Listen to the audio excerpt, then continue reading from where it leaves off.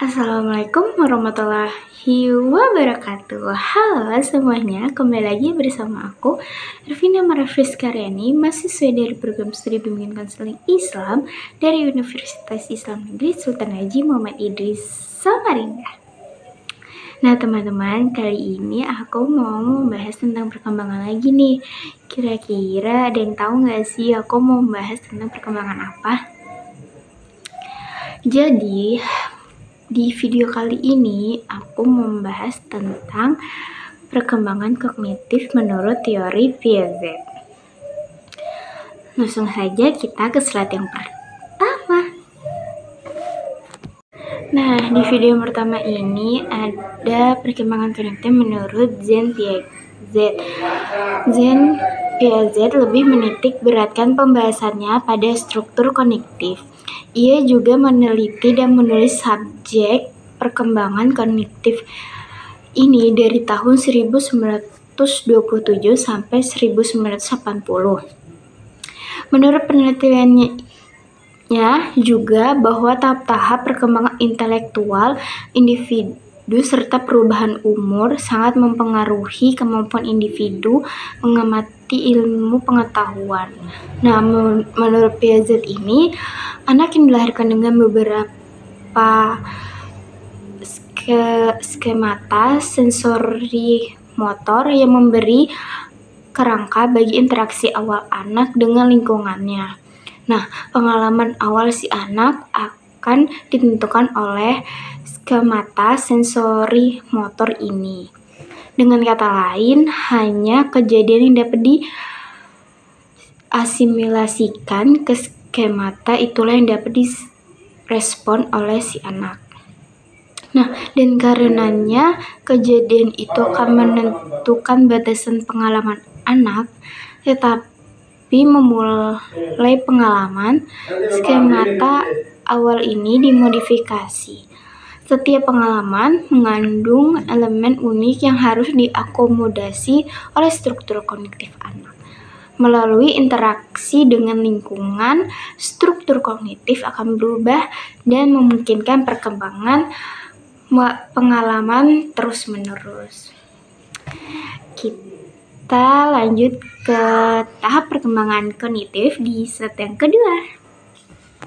Nah, di slide yang kedua ini ada tahapan perkembangan kognitif menurut Piaget. Tahap perkembangan intelektual anak secara kronologis terhadap 4 tahap. Urutan tahap-tahap ini tetap bagi setiap orang. Akan tetapi, usia kronologis memasuki setiap tahap bervariasi pada setiap anak. Keempat tahap dimaksud adalah sebagai berikut. Yang pertama itu ada tahap sensori motor dari umur 0 sampai 2 tahun.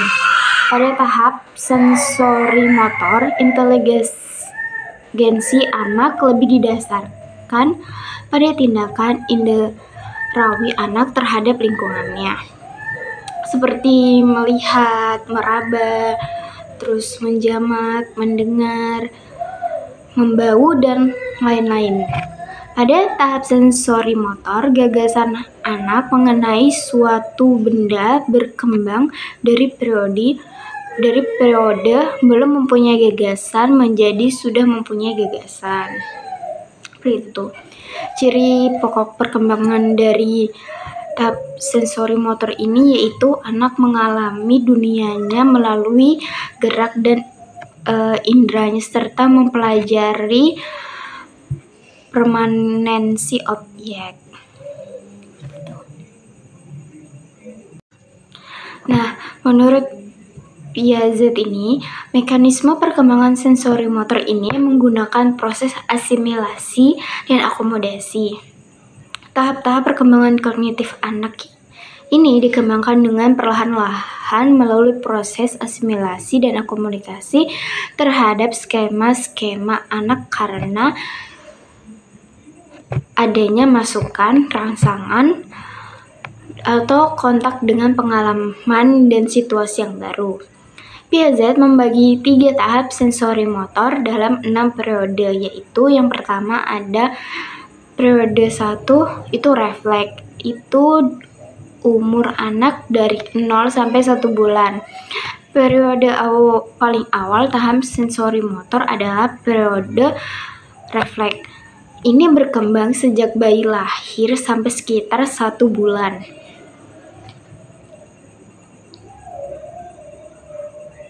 Nah, pada periode refleks ini, tingkah laku bayi kebanyakan bersifat refleks, spontan dan tidak disengaja, dan tidak terbedakan.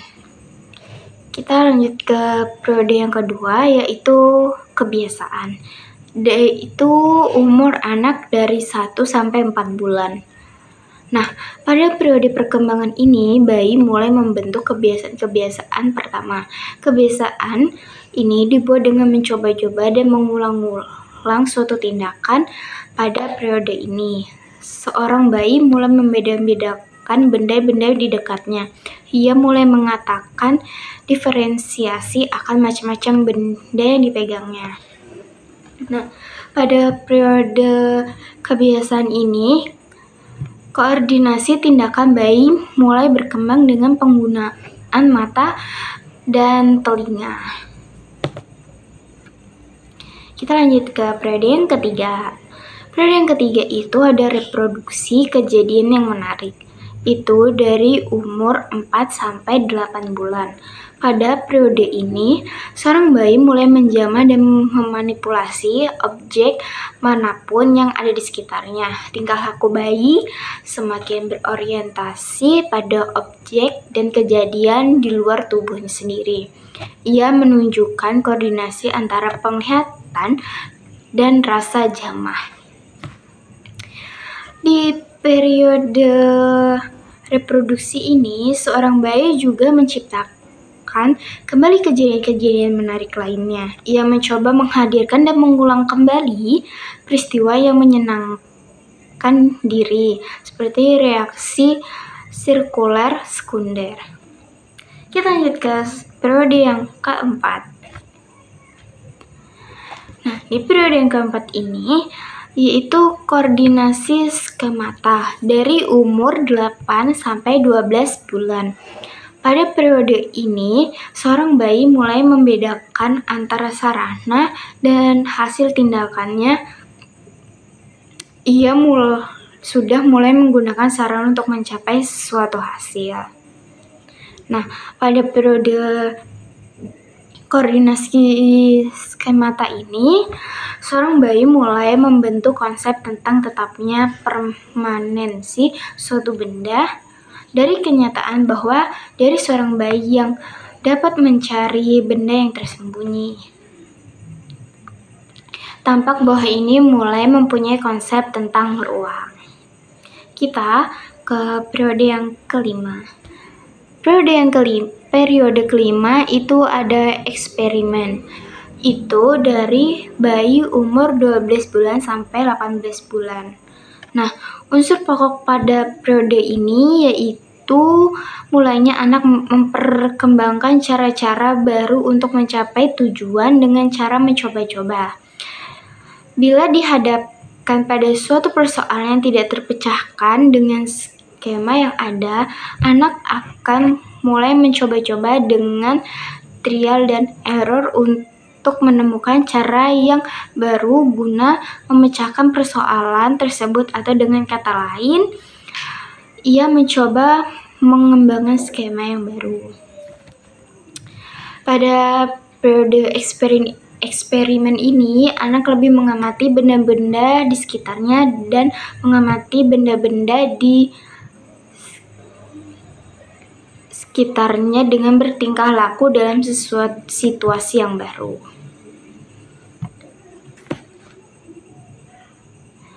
Kita lanjut ke periode yang ke-6, itu ada periode representasi. Itu bayi umur 18 sampai 24 bulan. Nah, periode ini adalah periode terakhir pada tahap intelijensi sensori motor. Seorang anak mulai dapat menemukan cara-cara baru yang tidak hanya berdasarkan rabaan fisik dan eksternal, tetapi juga dengan koordinasi internal dalam gambarannya. Pada periode representasi ini, anak berpindah dari periode intelijensi sensorik motor ke intelijensi representatif. Kita ke slide yang selanjutnya. Nah, di slide ini ada tahap pra-operasional. Nah, itu dari umur 2 sampai 7 tahun. Dalam tahap ini, anak menerima pendapat orang lain. Anak percaya bahwa apa yang mereka pikirkan dan alami juga menjadi pikiran dan pengalaman orang lain. Mereka percaya bahwa benda yang tidak bernyawa mempunyai sifat bernyawa. Tahap praoperasional ini dapat dibedakan atas 2 bagian. Ciri pokok perkembangannya yaitu penggunaan simbol atau bahasa, tanda, dan konsep intuitif. Kita lanjut ke slide yang selanjutnya. Nah, di slide selanjutnya ini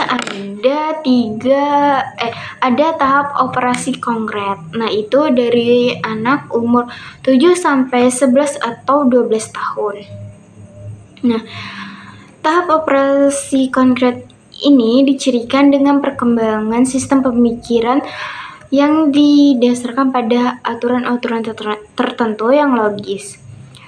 Anak sudah memperkembangkan operasi-operasi logis. Operasi ini bersifat reversibel, artinya dapat dimengerti dalam 2 arah, yaitu suatu pemikiran yang dapat dikembalikan kepada awalnya lagi. Tahap operasi konkret dapat ditandai dengan adanya sistem operasi berdasarkan apa-apa yang kelihatan nyata atau konkret. Ciri pokok perkembangannya yaitu anak mulai berpikir secara logis tentang kejadian atau peristiwa yang konkret. Nah, selanjutnya ada ciri-ciri operasi konkret yang lain, yaitu pertama ada adaptasi dengan gambaran yang menyeluruh. Kedua, melihat dari berbagai macam segi. Ketiga, seriasi. Keempat, skalisifikasi. Kelima, bilangan. Keenam, ruang waktu dan kecepatan. Ketujuh, probabilitas. Kedelapan, penalaran. Dan yang kesembilan, egosentrisme dan sosialisme. Kita lanjut ke slide yang selanjutnya. Nah, selanjutnya ini ada tahap operasi formal. Nah, tahap ini itu bayi dari umur 11 sampai 12 ke atas. Tahap operasi formal merupakan tahap terakhir dalam perkembangan kognitif menurut Piaget. Pada tahap ini, seorang remaja sudah dapat berpikir logis, berpikir dengan pemikiran teoritis formal berdasarkan proposisi, dan hipotesis, dan dapat mengambil kesimpulan lepas dari apa yang dapat diamati saat itu. Cara berpikir yang abstrak mulai dimengerti. Nah, ciri pokok perkembangannya itu ada hipotesis, abstrak, dan logis.